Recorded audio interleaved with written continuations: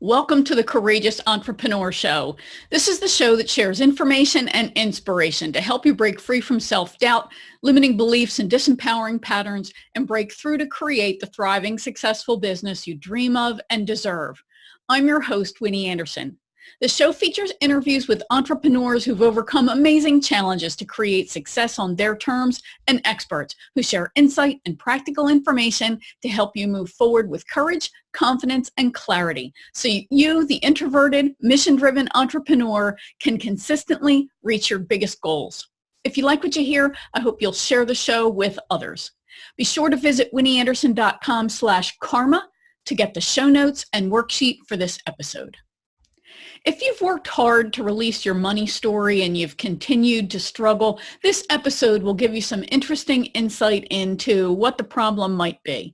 Remember, my guests and I aren't giving you professional financial advice. The information we're sharing is for educational and entertainment purposes only.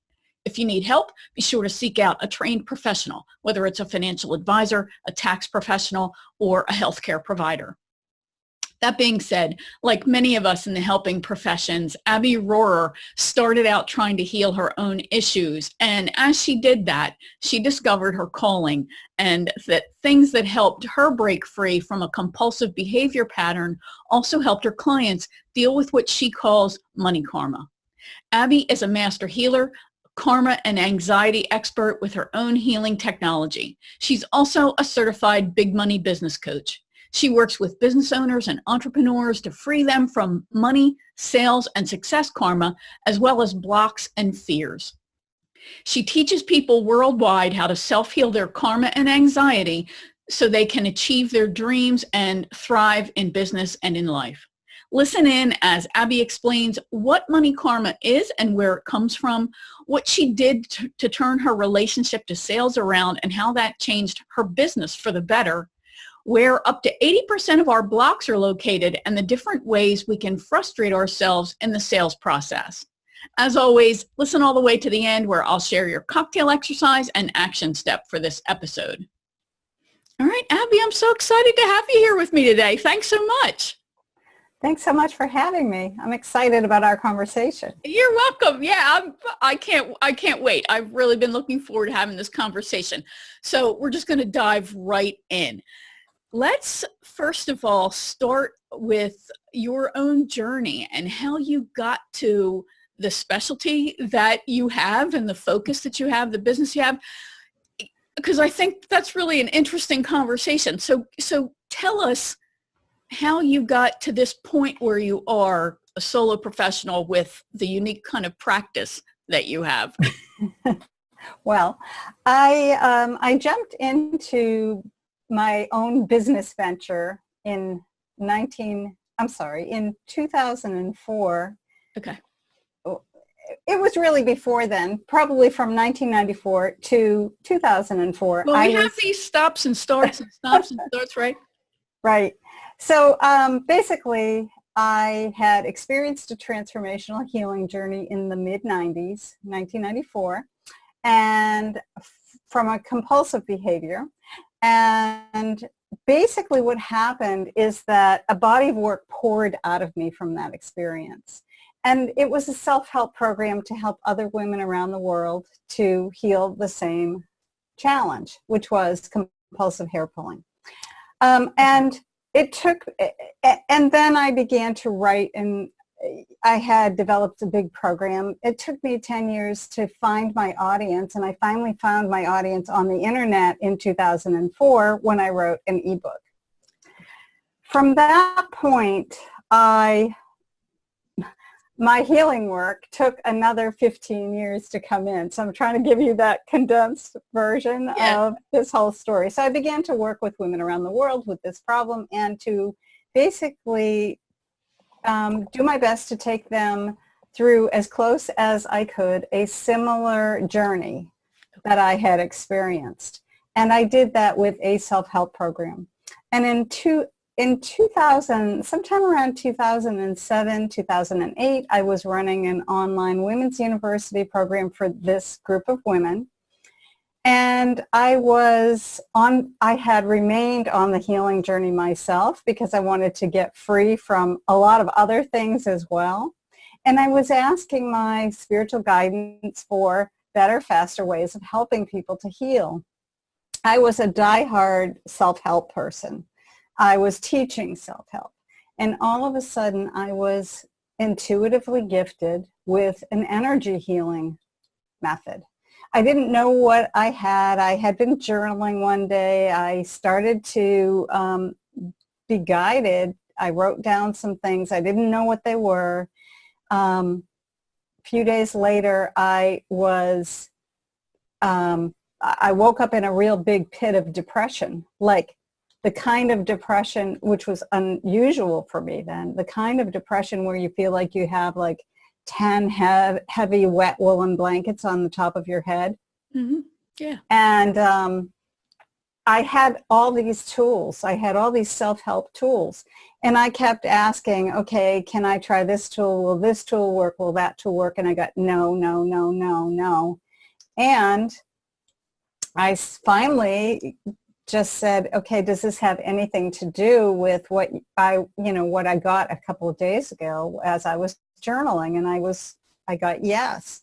And so I was guided very quickly through a process of just basically reading what I had gotten over, and I was instantly lifted out of this pit of depression. It was profound and shocking.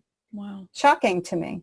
And then I began to ask the women that I had been working with around the world. I was at the time, it was, over, I guess it was over Skype. I can't quite remember, and over the phone. Yeah. And I started asking them, would you, this happened to me. Would you like to experience it? Are you open to me trying to see how this could work for you? And they said yes. And so I quickly found out that what I had worked over distances. And while it wasn't, I don't call it a cure for compulsion, mm-hmm. It has, worked really well over distances for various things, layers of emotional stuff, relationship stuff, etc. While this was going on in my business, I was taken through probably a 7 or 8 year apprentice program inside my head with spirit, where I was taken through various stages of how to heal that kind of thing. So how to heal childhood issues was first. And then I was taken through a long period of time of how to heal karma. And then after that, I was taken through a long period of time of how to heal anxiety and drain it out of the nervous system. And then I was taken through a time where I learned how to heal deep frozen trauma. So the kind of trauma, I differentiate between kind of low-level trauma where you're still carrying a wound from childhood, somebody hurt your feelings or whatever. And then the frozen trauma is more like the kind of thing that freezes you into patterns that you cannot, they seem inescapable, right? And they also kind of, I'll just say that they create the kinds of things that we call, or they get diagnosed as PTSD.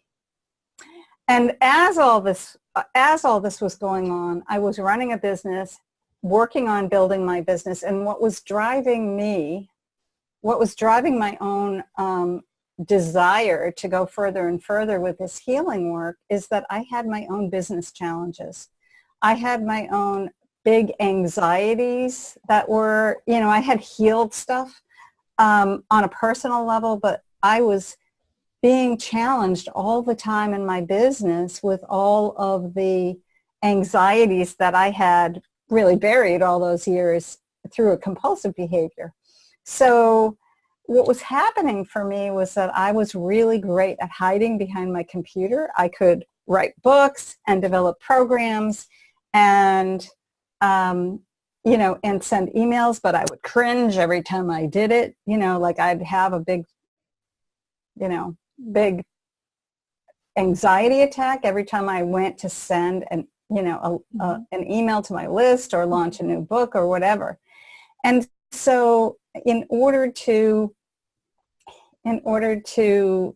try to get past all of that, or try to move beyond all of that, or try to get free, I kept pushing my healing work further and further in terms of, I'm my own laboratory. So I was constantly working on healing myself and trying to break through my own business challenges.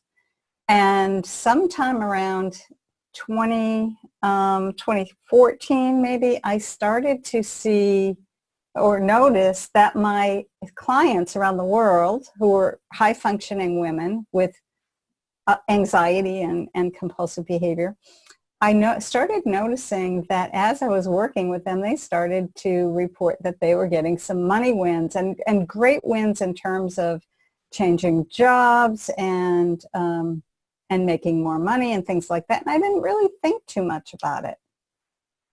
And then what happened was in 2015, I joined a high-level mastermind, and with a bunch of coaches and healers, and I met this woman. It wasn't a big deal, but I met this other coach, and she lived close to where I had just moved. And I was on the phone with her one day, and I just asked her out of the blue, would you like me to lift your money ceiling? And it had just come into my awareness that there were money ceilings, and I had just lifted my own. And so she said yes, and I did that. And 2 months later, she sent me this incredible testimonial, basically saying that lifting her money ceiling allowed her to bring in almost $20,000 in her business.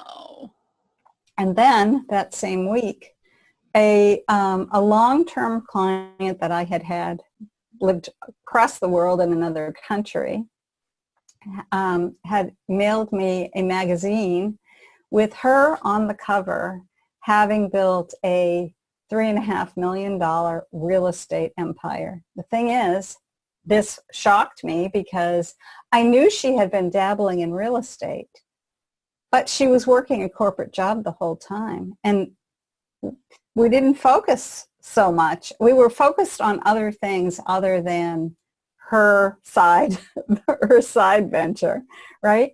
But those two things came to me at the same time, and I started saying, oh my God. Well, money karma just came into my head, and I began to talk to the people in that high-level mastermind about clear your money karma. And when I did, I got a response from some of the other professionals and entrepreneurs in that program. They were very interested in clear your money karma. And so I began to clear for a number of coaches, other healers, and they started sending me more testimonials, like, they made $20,000 from and credited, some of my work for that win. I do want to just mention that these were all people who were really in action in their own businesses. So it's not, yes, healing can seem like magic, but you've got to be in action at the same time to really see the results. Yeah. Wow. So much there for us to go into. So let's start with, I like to just make sure that we're all on the same page with language. So let's go through some of the terms and phrases that you use, make sure that we're all on the same page with that. So you talked about a therapeutic healing that you experienced. So you had your own compulsive behavior that you were exhibiting. Is that right? And then, and obviously you came to the realization that I have to stop this. So you experienced some kind of transformation that helped you deal with effectively that particular compulsive behavior. Is that right? That is right. Okay. I'll tell you a little bit about that. I took that behavior on when I was about 11 or 12 years old. basically to deal with, I grew up in a pretty dysfunctional family, and there was a lot of anxiety and just a lot of trauma. And so I needed a way to cope with that. So I took on that behavior, and basically by this time I was 39 years old when I had the healing journey. Okay. Wow. And actually I had been through years of therapy. I had tried human potential trainings and all kinds of things to try to resolve this, and nothing worked. Wow. And what happened to me is that in 1994, I basically fell into a spiritual healing journey. And I want to say fell into it because it wasn't something that I consciously sought out. It was something that happened to me. And I came out of that experience, it took a few months, but I came out of that experience free of the compulsion and feeling super free for, some period of time after that. And I made a decision to stay on this healing journey because I wanted that level of freedom in every area of my life. That's been my one, the diehard decision that I made as a result of that. So compulsions, these are some kind of internal push, I'll call it, to repeat a pattern. Is that basically how a compulsion kind of works? Like an OCD kind of behavior? Is that right? Well, I'll talk to you about it from my experience, and I would say yes to that. I don't know about OCD. That wasn't really my thing, but I was compelled to pull my hair out, and I would say that was my way to self-medicate, right, to a great extent. And of course, it becomes an addiction in and of itself. The way to medicate became an addiction for me. Yeah. And so in order to heal it, I had to heal addiction, basically. Right. Once I did, what happened is that I didn't have that way to deal with the anxiety anymore. And so I began to start to wrestle with anxiety to in a more conscious way, and learned to use all of my tools and my own methods to resolve anxiety for myself. Yeah, because it sounds to me like while you addressed that behavior, that compulsive behavior, you didn't really get to the root of the problem, right? The issue that was creating your anxiety was still there. Is that right? So you kind of replaced, you solved one problem, but the real root of it was still lurking. Is that correct? Well, in a way, I mean, I did certainly get to the root of why I took on compulsive hair pulling. Right. However, what took much longer was to get to the anxiety that I basically had lived with from childhood, right? From my earliest moments, I would say. Yeah. Yeah. Wow. And so let's talk a little bit then about karma, because I think you alluded that you have a slightly different definition than the standard definition of karma. So can you talk about that, how you're defining it? How's it usually defined, and what's the difference between them? Sure. Unless I'm not getting that right. Sure. So when I hear people talk about karma, I so often hear what goes around comes around. Like it's a punishment, right? It's a punishment from God or from the universe. Right. And that's usually, I think, a pretty common thought about karma. Mm-hmm. For me, and in my work, what I see and what I have been shown is that karma are energies, often emotional energies, that are stuck to us on a soul level. And what I mean is they're energies of shame, of guilt, of sometimes anger, sometimes grief, and all of that bundled often with unworthiness feelings. And they're basically what they are energies that we could not acknowledge and allow to pass through us, because emotions really, if we were able to deal with our emotions in a pure and healthy way, we would acknowledge them in the moment but allow them to pass through. So to me, what I see is that whether from any moment before this moment in time, we have held on to these energies of shame and guilt and all of that, or even before this, the moment of my birth, if I have held on to those energies beforehand, they are stuck to our soul and need to be released energetically.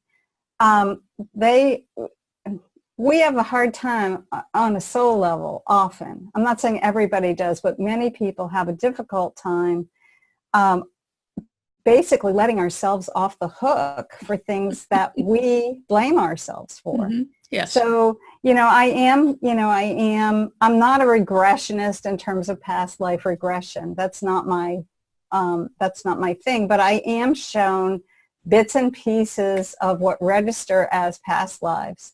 And I sometimes have to negotiate with these parts in order for them to let the person off the hook, or in order for the person to be able to let themselves off the hook. It's our nature, I guess, as humans to so often hold on to blaming ourselves for things and blaming ourselves for all kinds of things. And along with that comes a big bundle often of unworthiness feelings.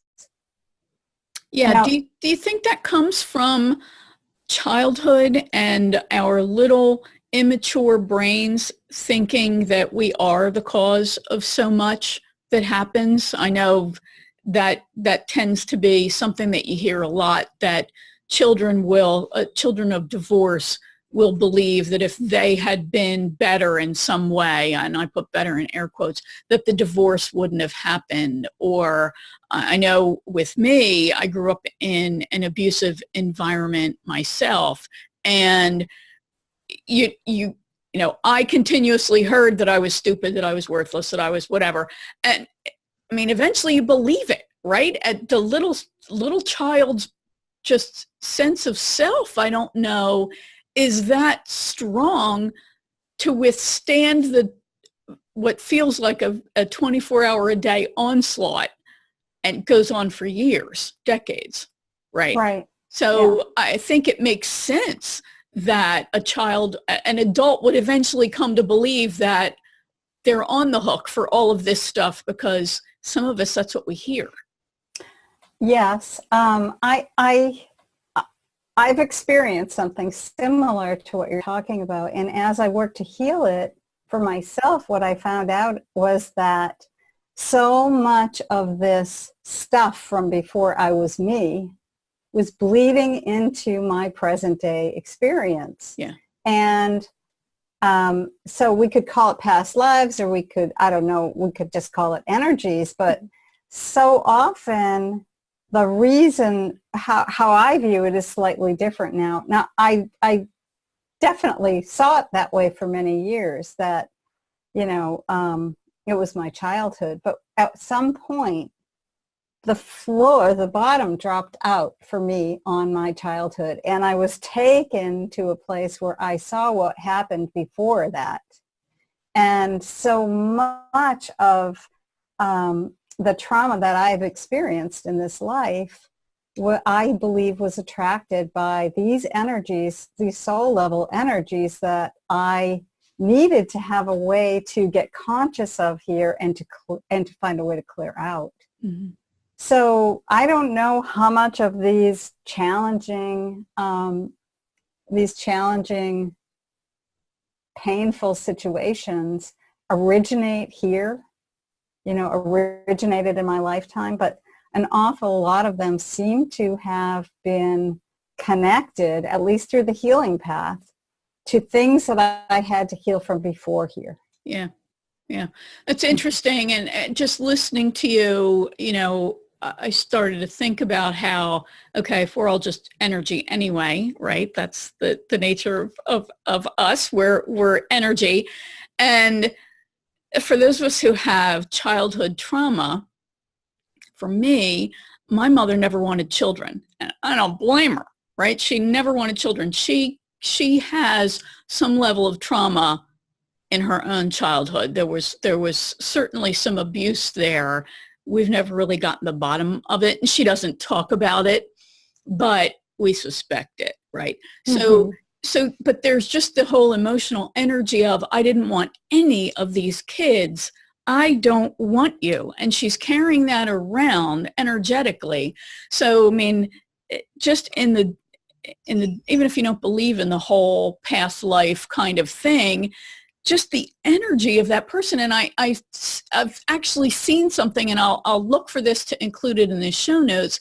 I've seen some study that is talking about how what is outside of the mother and the energy of the mother influences, which again makes total sense, right?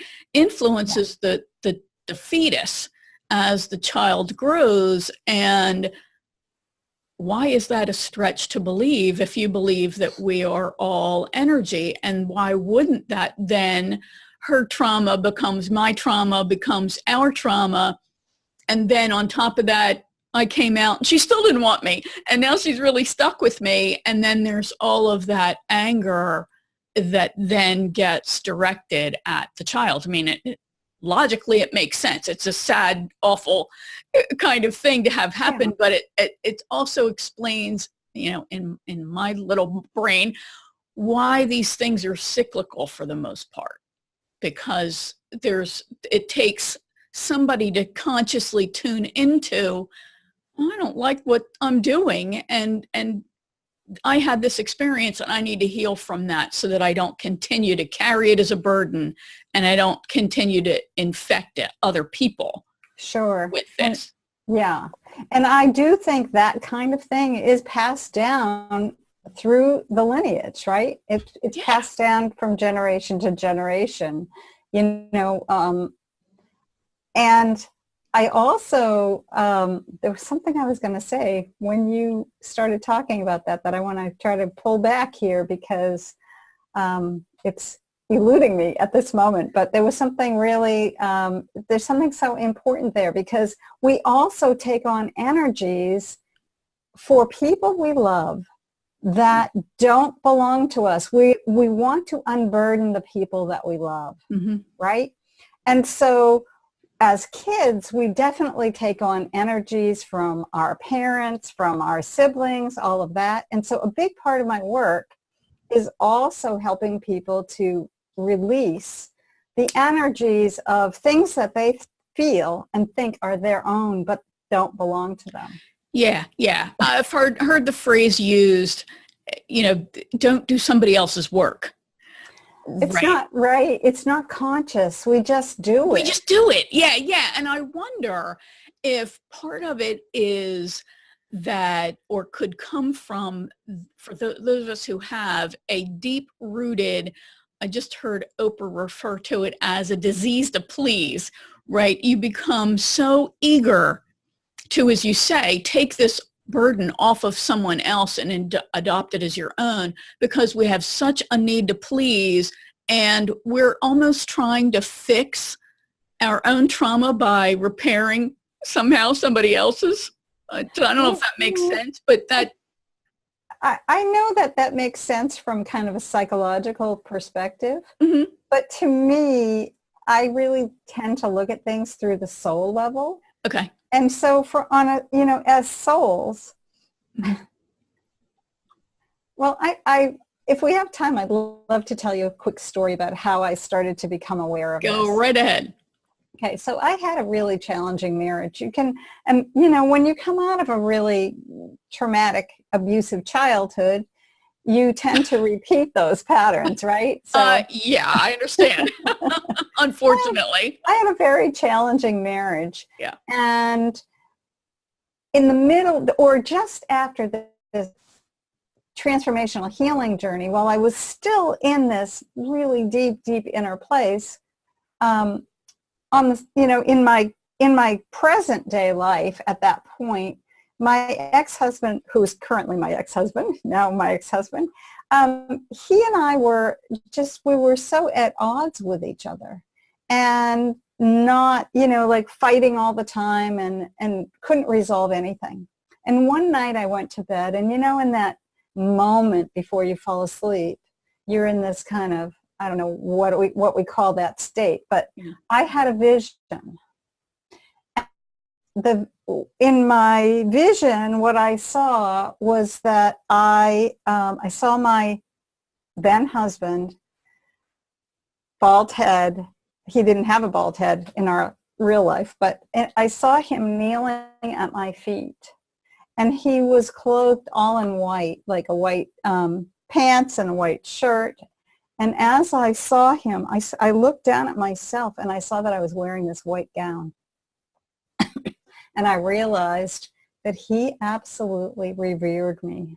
It was a soul level experience. And that what was happening in our present day life was it was an illusion. We were there serving one another in whatever way was happening. And it was a painful way, really, really painful way. But it was clear to me, underlying all of that was how much he was there to serve me. And it really woke me up to, I think it was maybe the beginning of waking me up to this soul level stuff that I see all the time in my work, and I see in my own life, and how it colors or bleeds into all kinds of energies are bleeding in to our nervous systems, into our decision making, into our anxiety, into our experiences all the time. It was just that particular moment was so powerful and profound for me. Wow. And I assume it then led you to take some kind of action in some way? It changed.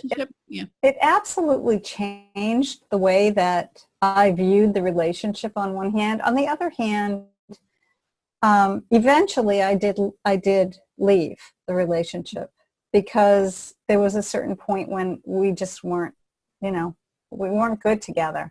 And I had to finally walk away from that. We're still friendly. We have a child together, and we get along much better now than we did before. But it also really changed the way I see life, and the way I see business, and the way I work with clients. It's this whole underlying perspective that especially it's very present when I'm working with people to help them release their karma and release the kinds of things that are causing our blocks and our anxieties and all that stuff in life and in business. Mm-hmm.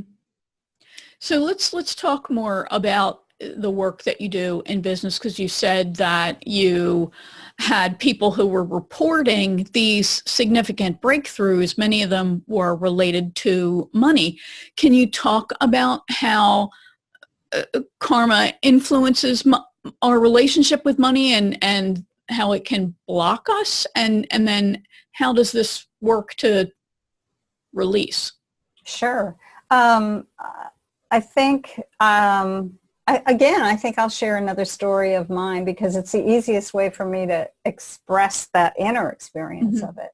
So one big challenge that I had forever in my business until I broke through it was this experience of when I would never do an interview like this back then. I would never get on a stage unless I had, unless it was my room with my audience and I was in control, and even then I'd freak out, right? Whenever I would go into a sales call, whenever I would try to make an offer to someone, it felt as if my power center would just fly away or drop onto the floor. Wherever it was going, it was gone.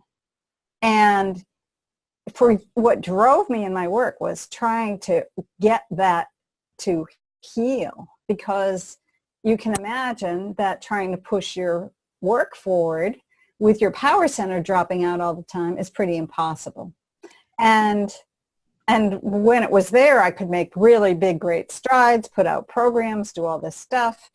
But when it was gone, and it would go for vast periods of time, I felt powerless, right? So what happened was that as I worked to heal it, eventually for me, and this is just my personal story, and then I'll tell you some others, but what happened to me was that pushed me to keep working on myself and to keep healing. Eventually what happened for me is that I was guided to heal frozen trauma from childhood abuse, and a lot of it. And when I, when I finally got to the bottom of that, I found 2 past life traumas that were pretty fast to clear. And my solar plexus, my power center, came back, and it has not left since. That's great. And that allowed me to come into interviews. It's allowed me to come into sales conversations from a totally different space. Completely and totally different space. Feeling at ease, feeling grounded, feeling like steps that I could never take before are effortless now. Now, is everything effortless? No, not necessarily, but really it turned around my money situation, because when you're in business and you're trying to make sales, right? I mean, we all have to make a living, right? It doesn't even matter, in my opinion, the words that we say don't matter so much as the energy that we feel between, from one to another. Mm-hmm. So when we go and have a sales conversation with a prospect, even more than our energy, even more than our words, they're feeling our energy. And so that's always really informing the situation, even beyond our words. So I did give you a story there, but now let me tell you a couple of things about a client or two. Okay. So I had this woman when few years back, I think it was like in 2015, she was a coach that I had met at a large event, and she was having some money challenges, and she ended up private messaging me on Facebook one Sunday morning. And she asked me, she was kind of in a panic, and she said, would you help me? And so I agreed to talk to her about an hour or 2 hours later. And in that gap, I started getting downloads about her karma. It was kind of fascinating and memorable because of what happened afterwards. But she called about, we spoke a couple hours later. And in that conversation, she ended up joining one of my programs, and she got a bonus one-on-one healing call with me. I also told her about the karma that I had picked up on, and I did a fast clearing for her. So what happened was by that evening, she had already gotten $900 payment that she was not expecting. And she used her bonus call the following Friday, and she was already at a large event, a large business event, and she wanted to pick up a client there. And so she asked me to do her bonus call, clearing call, and we did it on Friday morning. And it doesn't always happen like this, but it happened in this case. And I did a call with her. I cleared more karma for her. And I think it was by Saturday night, sometime Saturday night, I got a private message from her telling me that she had picked up a $20,000 client who had already paid her. So she had already, been paid for that and run the credit card. Crazy. those kinds of fast wins can happen with this work. Do they always? No. I'm not here to, to make it sound like it's always like that. It's like that often, and there are also times when it's not like that, and the person has very deeply embedded layers like I've had to deal with. Yeah. Right? Yeah. So, but when it's cleared, what happens is, let me put it this way, before it's cleared, most people listening could probably relate. Especially, so let me talk about the entrepreneurial experience or business experience. You need to promote yourself in your business. And when you go to do that, it's like your head's in the game, but your body's going the opposite way, mm-hmm. right? And so what happens with this work is that I clear about up to 80% of our blocks aren't mindset. Even though you hear so much about mindset, up to 80% live in the nervous system. That's my world. Up to 80% of them live in the nervous system. And what happens is when I clear those sensations out, and sometimes there are no sensations, it's just soul level energies. But when I clear those things, your body gets on the same page as your mind. And so you move forward with ease, and you go into those conversations and those business activities. You don't have to manage your body. Like, you don't have to, like push your way through. Yeah. You don't have to do all that, because now your body and your mind are going in the same direction, and they're not working at cross purposes. Does that make sense? It does. It unfortunately it does, because I think it's something that I think women in general get, so whether you want to talk about it in terms of conditioning that we're exposed to as we navigate life and get bombarded with messages from the media, from those adults who are in authority over us, whether it's at school, it's in the workplace. We get these deeply conditioned patterns that make it so hard to break through. And I think that one of the things about entrepreneurism that doesn't get a whole lot of conversation is that you come face to face with your own crap. That's right. And that's like this dirty little secret nobody's going to tell you until you're out there and you go, why can't I do this? Why can't I do this? And, people who are, and I was one of them, who are great salespeople representing their organization or representing a product, suddenly you feel like it's me, it's all me, and people who are saying no to me and rejecting me. So therefore, this really is tied to shame, right?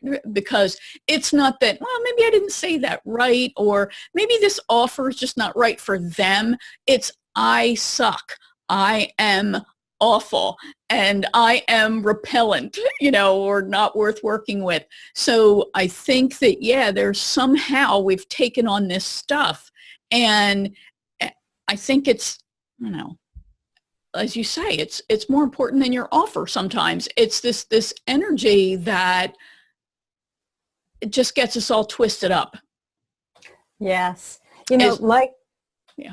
Like you, I came out of a corporate sales environment years ago. And when I got into my own, and even though I came out of a corporate sales environment, I almost had a nervous breakdown when I went into sales, literally. Mm-hmm. I was in my 20s, late 20s, I think, and I didn't take that job. After I was in the job that I took for about a week, the president of the company said to me, well, we're abolishing your job, and you can either go into sales or you can go look for a job. And I said, okay, I'll go into sales. And I literally was like, almost had a nervous breakdown over it. When I went into my own business, the same kind of thing happened. I was already so anxious about sales. And then to have to sell yourself right? Right. It's awful. Unless you are clear energetically, in which case it turns into a pleasure. It's a totally different experience. And to go from like white knuckling it all the time in sales to the experience of, wow, I can fumble the words and it doesn't even make a big difference because really we're all reading each other's energy anyway. Right. And so there's a peace to it, Mm-hmm. like P-E-A-C-E. There's peace in the sales conversation for me now. Yeah, And there that's great. never was before. Yeah, that's great. Yeah. There is much more for me than there used to be, because there was just so much self-judgment going on, Yeah. and such a lack of confidence, because tied up around this, I suck anyway. I wouldn't want to work with me. I mean, so it's that when you bring that baggage, that sense of unworthiness into the room with you and into the conversation, it's not going to end well, just because of that energy and that baggage that you're bringing in. So do you think that all then of the sales and money issues, we'll say, that we have, are they all from our earliest life, or and connected to some trauma, or are they just misjudgments that we've made about things? The way I see it I guess the way I see it is that there are many, many layers and levels. Okay. And so when I'm looking at somebody's picture, I look at it layer by layer, and I'm kind of shown this like tangled knot of threads for each challenge. For each trigger, I am shown a tangled knot of threads. And then what I do is I go and I clear it out energetically, layer by layer by layer. It's all tangled up together. The present, the past, the childhood stuff, the grievances that we still hold on to, it's all tangled together. So money challenge, for example, it might have nothing to do with money. In fact, I once had, I had a client who healed a relationship issue. She had a money challenge, but she healed a relationship issue. Working on healing the relationship issue catapulted her sales like astronomically. Okay. It was because it's all tangled up together. It's a lot of how we're dealing with our relationships. We might be focused on a relationship problem, but really the money problem's going on. It's just not our top priority. Yeah, I remember I used to work in HR the first third of my professional life. And I remember back in the day, there was always a statement that people would say to employees, and I had to say it too, that you should, leave your problems at the door when you walk in, and don't bring it to work, kind of a mentality. And as I got older and hopefully wiser, I began to see how completely stupid that statement is, because how can somebody, if you repress that and suppress the emotions that you're dealing with, and you bring that, and then you show up at work, because you can't leave that piece of you home. So you show up at work, just energetically, you've got a person who was under stress anyway, and now you've brought them into what is naturally a stressful place, because their economic lives are on the line every single minute of every day. Why would we expect our workplaces to be peaceful if that's what people are being told, and that's the expectation they're coming into them with? Well, I want to throw a little extra soul level piece in there. the people that we encounter in our lives, it's not an accident that they're there. We Right. have karma that has to be resolved, Right. or that our spirits want us to get resolved in, with people that we work with people, our family members. Yeah. There's a bigger backdrop here than we tend to pay attention to. And so I know what you mean. When I worked in the corporate world, there were some people who, you knew you had to talk to them to get your job done, but you just, man, I can see him right now in my mind's eye. I can I too. can see him. I remember his name. Yes. I dreaded having to go to him because it was always like I felt like I was beating my head against the wall, right? It was such a challenge. Whatever I needed, he was just going to make it so difficult to get, right? Right. Now I realize I had karma with him. There were energies beyond what I could see that were driving our interactions. Yeah. Yeah.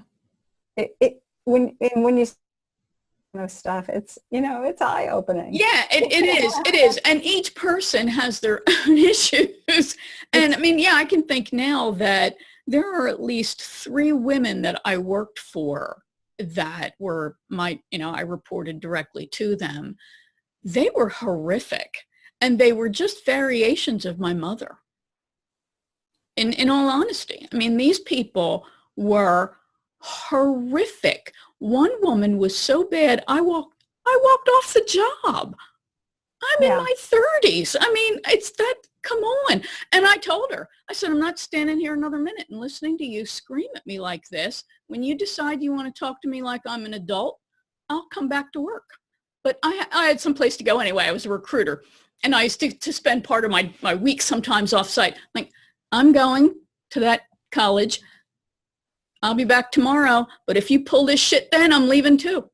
So, but yeah, it only took, years later of reflection to recognize that each one of them is a different version of my mother. I had one woman I worked for was yelling at me about something. Now, I did not say I was a doctor. I did not say that I was finding a cure for cancer or that we were solving the Middle East peace problem. I worked in a casino hotel in human resources. What's there to get upset about, right? She's yelling at me so hard, ferociously. She was jumping up and down. Wow. Who does that, right? My mom, because she was nuts, right? My mom would do crazy stuff like that. Mm-hmm. Absolutely would lose total control. But it was only after, because of course, I was totally triggered in that moment. And I'm just like watching this loony in front of me be so grossly unprofessional, for one. Only decades later, did I really realize that, wow, was that my mom in that little display? Yeah. So we are mirrors for one another, right? And I will say that on a soul level, she was serving you out of wanting to bring this pain to the surface so that you could find a way to resolve it. Right. It's a crazy thing when you start to see that other layer, it's just a wild thing. Yeah. So let's talk briefly about the issue of charging for our services, which I think is another anxiety-producing moment. And even if you can feel comfortable in the sales process, right, at some point you have to tell people how much they have to pay, right? Right. And I personally believe that there's some connection that so many of us have to our own personal worth, and that this is part of what energetically gets us twisted up, that I can't charge, I tell myself I can't charge X amount because who am I? I'm a big loser. I'm that person that my mom said was stupid. So how can I possibly charge X amount of money and think anybody's going to give it to me? Is there this emotional connection that you see to pricing how does pricing fit in here, and how do we get past it to the point where not only can we have this sales conversation smoothly, I can say, this is how much it costs to work with me and feel good about what I charge. Yeah, right. So, some of what I do with my clients and students is that I read their energy, and we have a conversation about fees, right? Because regardless of what you are charging, your energy has a number associated with how much Right, you're aligned right. with charging. Yeah. Now, I don't tell people what to charge. I say, this is what your energy says. And I believe that if we are way out of alignment with what we're charging, like way high or way low, or within some, range of high or low, that our prospect is going to feel that dissonance.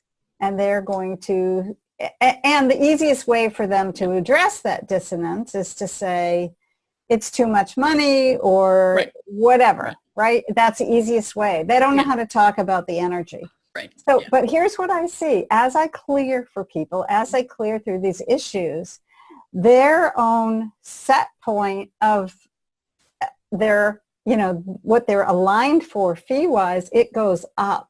Okay. And so I've had clients who tripled their fees and tripled their businesses accordingly because we cleared their karma. We cleared their anxiety. We cleared through all of these kinds of things so that their fees could naturally rise and so that they could not cringe or choke when they started to have the conversation about fees. And they also may have been trying to sell into a market where people don't want to pay. And so they would get realigned and refocus their energies in a market where people were happy to pay.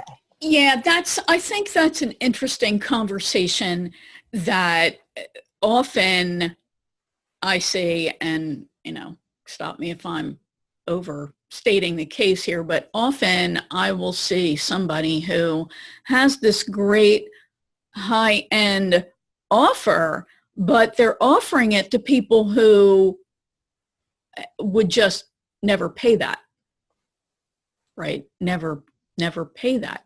Right. So and then they tell themselves a story that, well, I suck, or I can't do this. There's something wrong with the offer.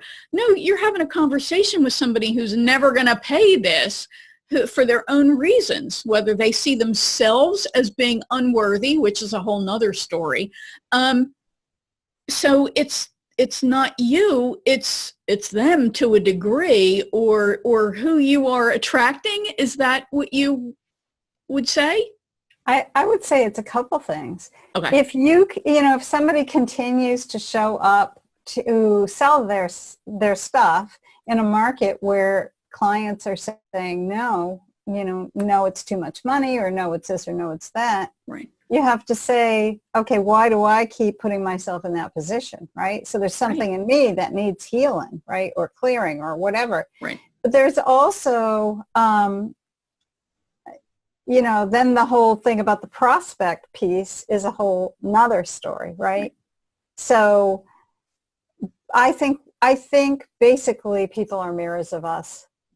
More often than not, people are mirrors of us. And so they're mirroring our insecurities. They're mirroring our sense of lack. They're mirroring our, I can never get their feelings, right? Right. So that's an interesting statement. And I wonder if, and I just did a little Facebook Live for a group that I coach.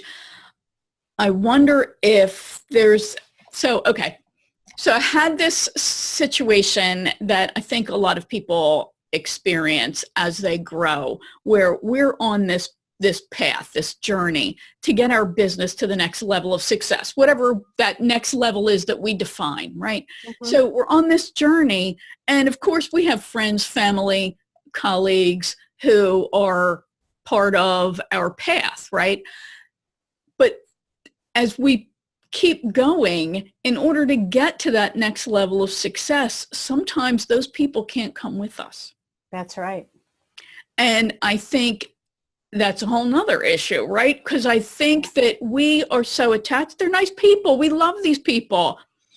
But we want them to be with us as we continue this journey. But some of them just are not, because they're walking their own path and they're going over in this direction rather than in that direction with you. And I think that can be painful.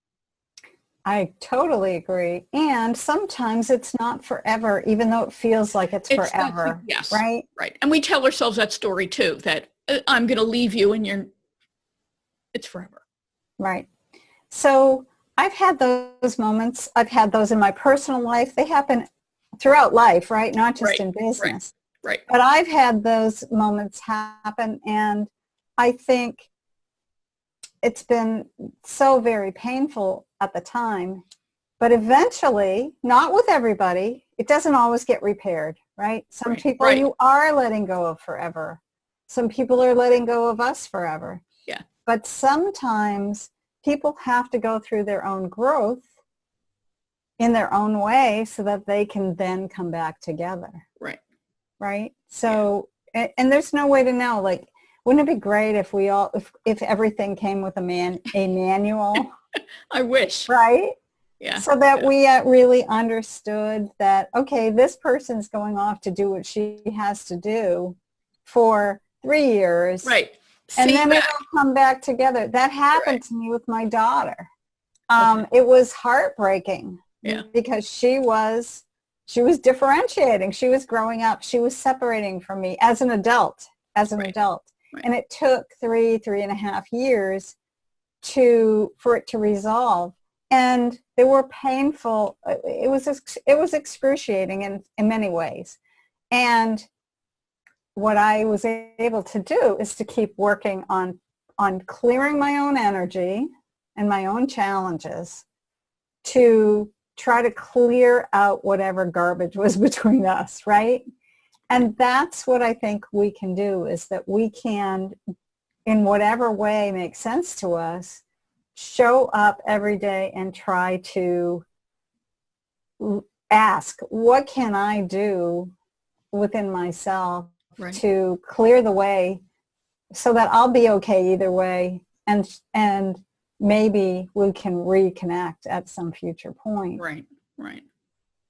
That's really all we have to hope for, right? So we'll deal with our own crap and heal ourselves and be ready for that person in the event that their journey brings them back to us, right? Right. And maybe separating is the perfect solution energetically, right? We don't know everything that's, happening. We also don't know everything that's happening to us with our clients, right? Or, why does a particular client leave at a certain point? Well, maybe it's a great thing because they actually graduated, right? And they're moving on. Right. Or maybe our karma with them is complete, right? Because that is a fact here too. We don't see it all the time. And we just want that control and that clear knowledge of, okay, if I do this, that's going to happen and all will be well in the end. It's the unknown that I think can be so scary and that we can all have such a hard time dealing with because we tell ourselves a story. I was at an event ages ago and when I worked for the casino hotel, and I actually heard this consultant talk who was so smart, and she talked about how people, in the absence of information, people fill in the blanks with negativity. And we make up these stories ourselves to try to rationalize or deal with whatever is this unknown. And so often the story is a negative one. It's not what we just said, painted this rosy picture of we're both going to walk our path and we're going to do our work and we're going to come back together at some joyful point when we're both ready. No, it's It's that we're going to suffer and this awful stuff is going to happen and you're leaving because I'm this person who's not good enough. And it tends to be this negative story. Yeah, I think, and I think for people who have experienced, rough childhoods, I think we tend to do that even more, I think, than maybe the average person, because it's easier to paint our worst case scenario in our heads because we think that's going to somehow actually be less painful than the not knowing, right? Living in the not knowing is, right, for people who have experienced trauma and rough times, living in the unknown is actually more anxiety producing. It is. Than painting the worst case scenario in our heads. At least we can kind of anchor ourselves in that worst case scenario, right? Right.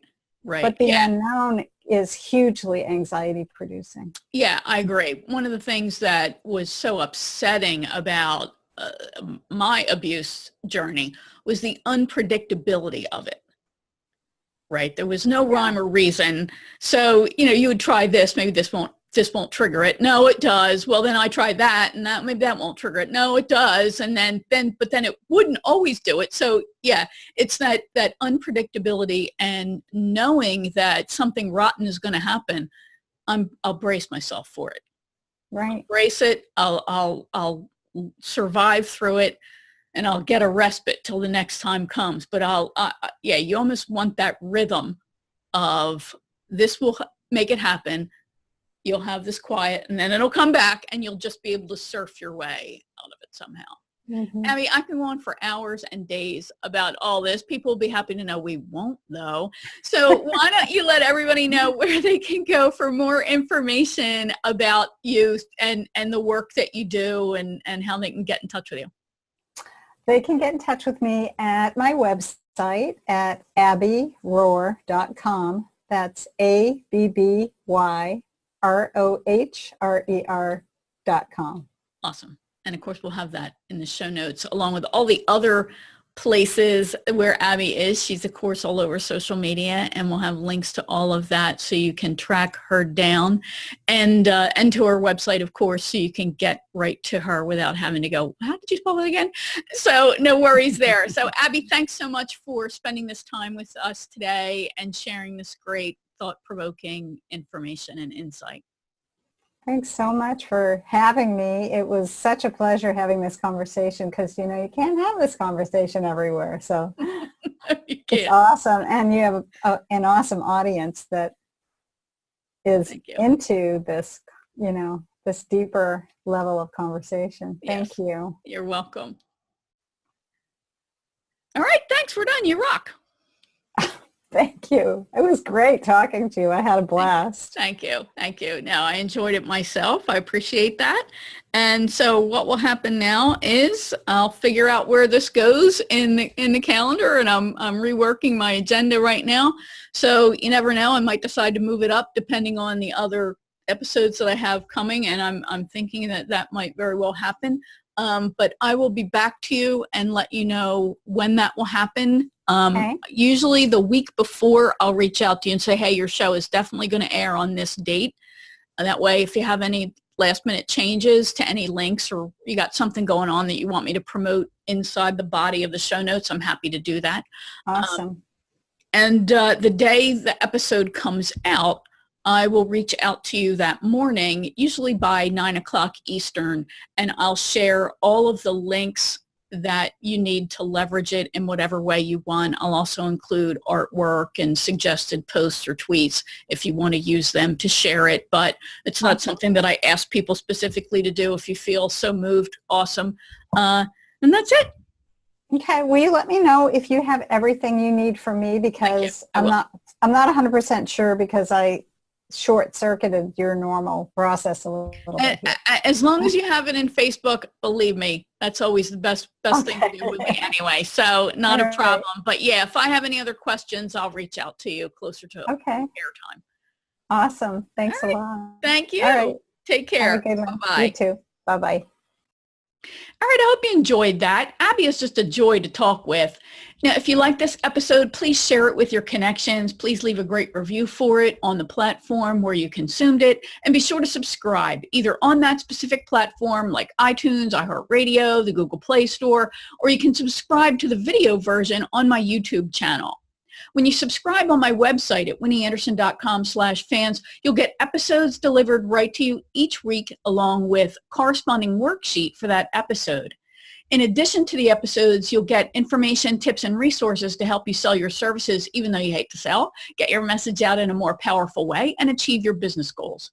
All right, so your cocktail exercise, otherwise known as reflection exercise, no alcohol needs to be involved, don't drink and drive, and don't overindulge. So that reflection exercise is to really think about the beliefs that you have about marketing, sales, and money. What story or stories are you telling yourself that could be holding you back? And what's your history with money that could be getting in your way? And your action step, raise your rates. That's it. Raise your rates. You know you're undercharging. So pick a number you feel comfortable with and increase your rates by that, and then just add 10 to 20% to that number. Studies have shown that we reach goals that are a comfortable stretch for us, but that we really believe are achievable. So you want it to be a slight stretch for you, but not so big that your inner critic is pointing out that you're never going to get that much because you're not good enough. And you don't want your mini-me to be freaking out and so scared that you can't say the price with confidence. But if she does start to get scared, then you want to talk to her in the third person and let her know that you feel good about the new price and you're going to be offering great value to people. Remember, mini-me is just afraid, and she's afraid that you'll be rejected and get disappointed. And your inner critic, or the inner bully as I prefer to think of it, is really driven to scare you into playing small and not shining your light for others. Don't let them do that. Now, if you like this episode, please share it with your connections. Please leave a great review for it on the platform where you consumed it, and be sure to subscribe either on that platform like iTunes, iHeartRadio, Google Play, or you can subscribe to the video version on my YouTube channel. When you subscribe on my website at winnieanderson.com/fans, you'll get episodes emailed to you each week along with a corresponding worksheet for that episode. In addition to the episodes, you'll get information, tips, and resources to help you come out of hiding, get your message out in a more powerful way, and achieve your business goals so you can profit from your expertise. Remember, if you're an introverted, solo professional, or someone with introverted leanings and you're ready to get support to reach your business goals as part of a community of like-minded and like-personality professionals, then head over to winnieanderson.com/join the group and join my Courageous Success Facebook group. It's for introverted, mission-driven entrepreneurs, and it's where I share tips and strategies to help you choose faith over fear and take consistent action to achieve your goals. Thanks for listening, and remember, you deserve all the success you dream of.